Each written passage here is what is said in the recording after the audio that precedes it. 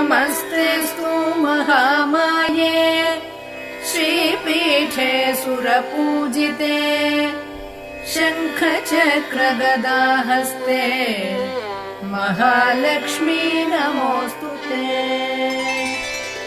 नमस्ते गरुडारूढे डोलासुरभयङ्करी सर्वपापहरे देवी महालक्ष्मी नमोऽस्तुते। सर्वज्ञे सर्ववरदे सर्वदुष्टभयङ्करी सर्वदुःखहरे देवी महालक्ष्मी नमोऽस्तुते।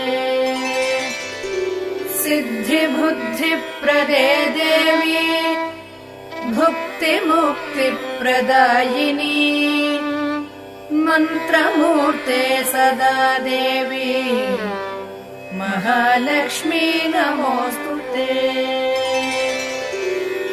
आद्यन्तरहिते देवी आदिशक्ति महेश्वरी योगज्ञे योगसम्भूते महालक्ष्मी नमोऽस्तुते।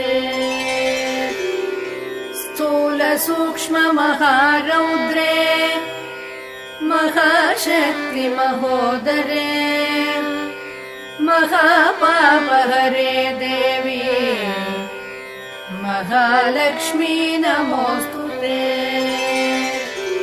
पद्मासनस्थिते देवी